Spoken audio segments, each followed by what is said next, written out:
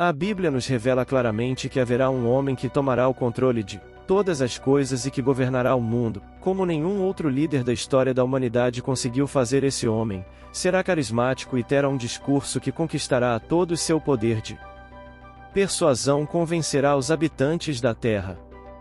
Pelas suas mãos todos os problemas da terra vão ser resolvidos. A verdade é que o mundo nunca terá visto alguém tão poderoso, influente e inteligente como este homem, e isso vai acontecer por um único motivo: de que ele terá em suas mãos o poder vindo diretamente do inimigo de nossas almas, Satanás.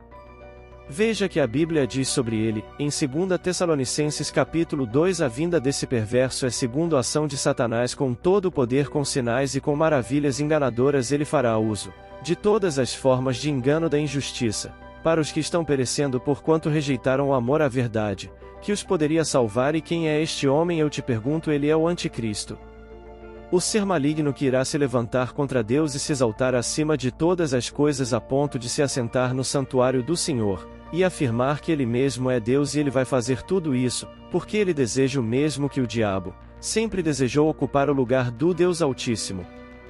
Em Isaías capítulo 14 está escrito assim: como você caiu dos céus, ó estrela da manhã, filho da alvorada, como foi atirado à terra você que derrubava as nações, você que dizia no seu coração: subirei aos céus, erguerei o meu trono acima das estrelas de Deus, eu me assentarei no monte da Assembleia, no ponto mais elevado do Monte Santo, subirei mais alto que as mais altas nuvens, serei como o Altíssimo. E a pergunta que fica é: quando o Anticristo chegará à terra? Será que ele já nasceu e está apenas aguardando o cumprimento das profecias bíblicas para ser anunciado como aquele que vai salvar o mundo?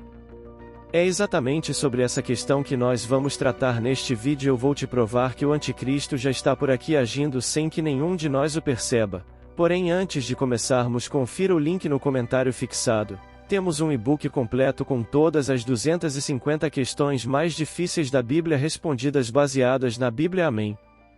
O Novo Testamento nos conta que Satanás tentou Jesus em 3 momentos diferentes, enquanto o Senhor jejuava no deserto se preparando para assumir o seu ministério. Aqui na terra, em um primeiro momento, ele veio até Cristo e quis convencê-lo de matar a sua fome, transformando pedras em pães. Depois levou Jesus a um lugar muito alto de onde eles conseguiam ver toda a terra. Então Satanás propôs dar a ele o poder sobre tudo se Jesus se ajoelhasse diante dele. E por fim o inimigo conduziu a Cristo até o alto do templo e disse para ele pular, para que assim os anjos de Deus o resgatassem e salvasse a sua vida, diante dos olhos de todos os judeus que não acreditavam que ele era o Messias enviado de Deus. Irmãos, perceba uma coisa: nessas 3 situações, em todas elas Satanás ofereceu coisas boas a Jesus. Em troca ele queria adoração e desobediência à palavra de Deus. É exatamente a mesma coisa que ele faz com todos nós hoje em dia. O diabo nos oferece tudo que é bom e prazeroso aos nossos olhos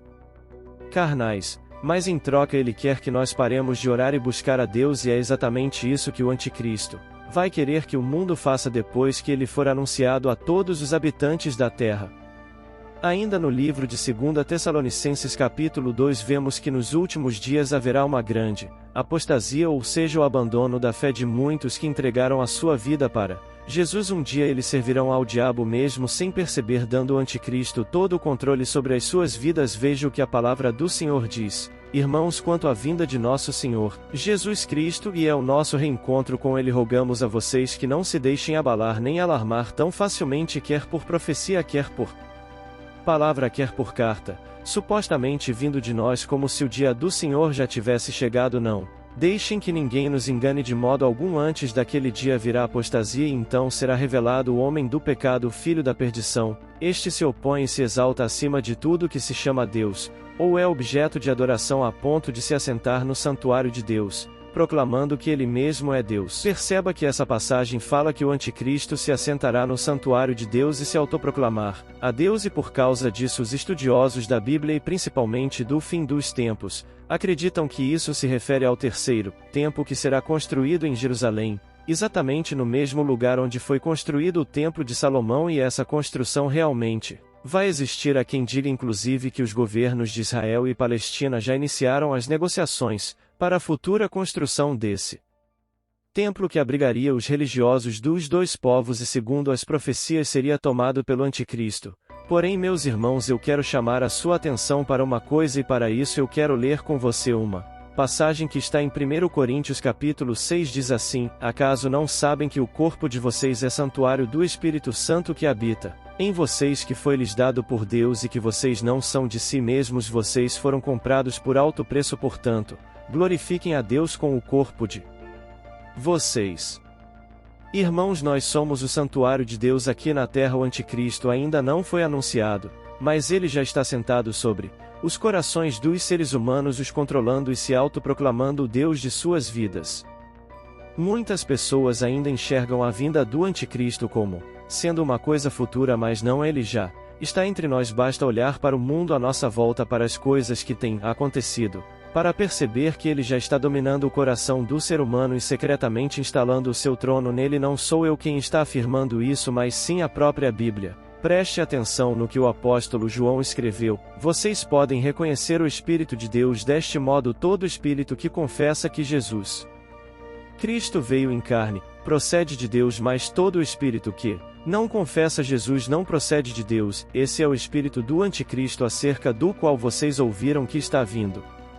Agora já está no mundo. Então, o conselho que eu te dou é: não fique esperando pela construção do terceiro templo de Jerusalém, e nem pelo anúncio do acordo de paz entre as principais nações e religiões. Em vez disso, vigie para que você não dê espaço para o inimigo na sua vida. Não permita que o espírito do anticristo domine o seu coração. Faça dele o seu templo. Antes, você precisa entregar o seu coração e a sua vida a Jesus Cristo, porque somente ele tem o poder para destruir o inimigo. Amém. Não fique com medo desse tempo sombrio que estamos vivendo. Entregue sua vida para Jesus Cristo, se arrependa dos seus pecados, e viva o Evangelho com todas as suas forças. Amém. Que Deus lhe guarde e lhe abençoe.